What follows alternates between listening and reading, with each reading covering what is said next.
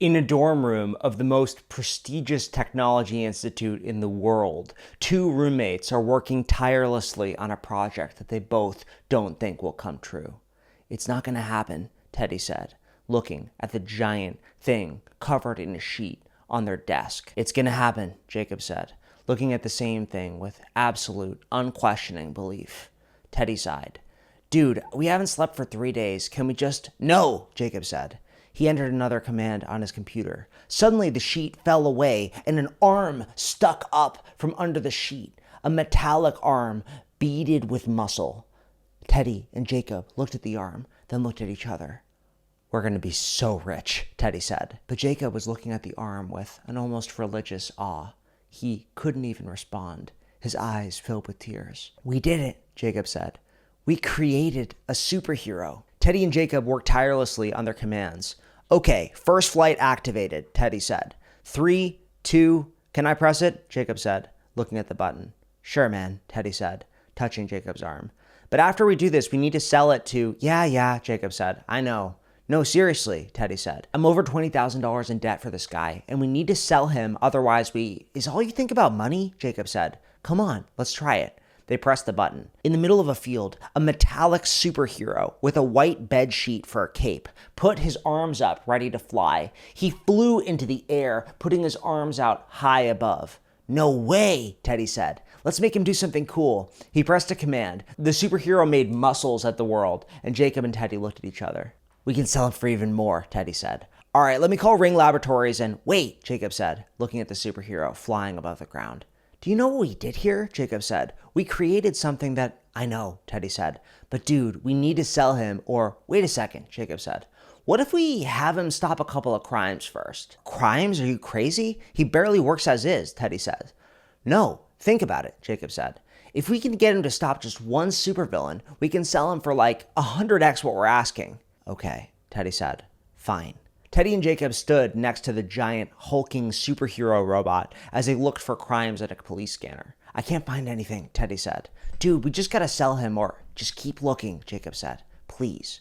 They kept looking until finally— "I got him," Jacob said. "There's a cloning mass in the middle of the next city over. Can we fly him over to—" "No," Teddy said. "It's too dangerous." "Come on," Jacob said. "Fine.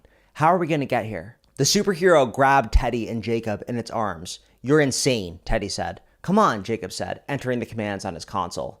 The superhero flew into the air, carrying the two guys towards the city where the crime was happening. Both of them screamed. "I can't do this," Teddy said. "I can't do this." But Jacob was laughing in the arms of a superhero he built. He couldn't believe that this was his life. Until finally, kaboom, the superhero landed in the middle of the city, right in front of a bulbous white liquid mass that was mutating along streets. People screamed as the mass ate into their cars, into their city blocks. People were trapped inside of a store as the mass was pushing into the door. "All right, we got to get into fight," Teddy said. "What fight commands do we have?" Jacob entered a couple of commands into the console. The superhero put his arms out and flew straight towards the cloning mass. He went faster and faster. "Yeah," Teddy said. "All right, now we just gotta—" The superhero went straight into the cloning mass, completely engulfed by it. Teddy and Jacob looked at each other. "What?" Teddy said. "Did we just—" The superhero exploded out of the cloning mass, sending the white stuff expanding everywhere throughout the city. In the middle of it, there was a man made out of the cloning mask who was crying. "You can't do this," the cloning supervillain said. He started to shoot white goo at the superhero, and Teddy and Jacob quickly entered commands into their thing. The robot superhero awkwardly fought with the cloning supervillain, but he didn't have the commands in order to do it properly. "He's gonna die!" The cloning supervillain ripped one of the robot superhero's arms off, and Teddy screamed. "Do you know how much that arm costs?" Teddy said. "Stay calm," Jacob said. He entered a command, and the robot superhero shocked the cloning supervillain until he fell to the ground, smoking. Everybody in the crowd looked at the robot superhero. None of them looked at Teddy and Jacob. All of them started cheering for the superhero. "Oh my God, you saved us," one of the people trapped in the store said. "What's your name?" Jacob quickly entered a text command into the computer. The robot spoke with a deep, gruff voice. "Citizens, I am a new superhero. You may call me White Star." "White Star?" Teddy said 2 hours later when they were sitting in the dorm room with their armless superhero robot. "That's a terrible name for a superhero." "Dude, it was in the moment," Jacob said, fixing the robot's arm. He touched White Star's face and smiled a little. "You did so well today," Jacob said. I can't believe you're talking to that thing, Teddy said. Okay, listen, I got an offer for White Star that's really, really good. $120,000. That's more money than I know, Jacob said. No? Teddy said. Dude, we gotta sell him. We're in debt. We have to. Don't you understand what we're doing here? Jacob said, turning and facing towards Teddy. We're saving lives. We just stopped a supervillain. If we just keep working on White Star, we can. No, dude, Teddy said. He loaded White Star onto a cart. I'm selling him. You're getting half. I can't let you do that, Jacob said, stepping in front of Teddy. What gives, man? Teddy said, looking between the robot and Jacob. But Jacob had the robot's computer in his hand. Don't make me stop you, Jacob said. Teddy looked at Jacob in the eyes. They've been roommates for 3 years. Dude, Teddy said, are you seriously going to? White Star grabbed Teddy by the neck and held him up. Jacob looked at him dispassionately in the eyes. I can't let you sell him. It's just too important. Teddy choked, looking between Jacob and White Star. He tried to kick off at the robot's chest and run away, but the robot kept holding on to him with a vice grip. Teddy felt faint. He was fading out of consciousness. Jacob looked at Teddy. Please don't make me kill you, Jacob said. White Star's a great superhero. He just has to. Teddy blacked out. Jacob sighed. When Teddy came to, he was tied to the bed in one of their dorm rooms. White Star's eyes looked at Teddy with glowing intensity. Teddy cowered in fear. Dude? Jacob? Jacob was sitting, typing commands into the console. We have to make him stronger, able to fight bigger threats, Jacob said.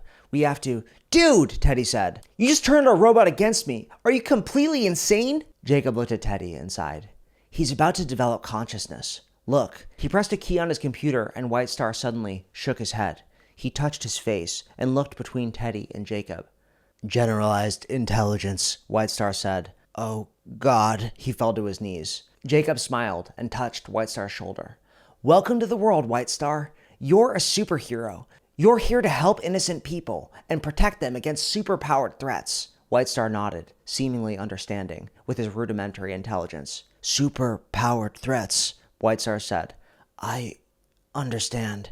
Teddy looked between Jacob and White Star. He was tied in the dorm room. Jacob would never let him sell White Star now that he had consciousness. He'd let the love for White Star go too far. And finally, Teddy had an idea.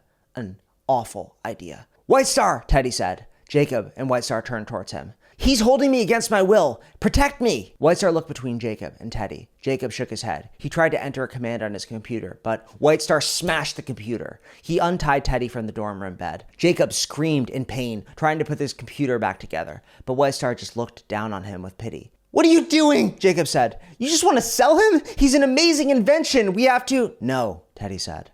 I don't want to sell him anymore. But he looked down at Jacob on the dorm room floor, trying to put his computer back together. Dude, you need help. White Star looked between them and seemed to understand. He grabbed Jacob by the hands and cuffed him, putting his hands behind his back. Jacob looked at Teddy with absolute betrayal. How could you, bro? And Teddy just looked back between him and White Star. You did an amazing thing, man. I never could have built him without you, but...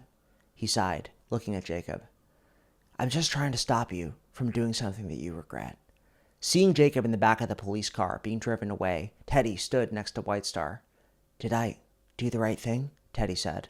White Star looked between Jacob and Teddy. I do not know, White Star said. He looked at the sky. My scanner detects a supervillain threat. May I? Yeah, go, Teddy said. And White Star flew up into the sky towards the superpowered threat. Teddy watched him fly away and felt bad about himself. He wondered if he had done the right thing, releasing White Star into the world.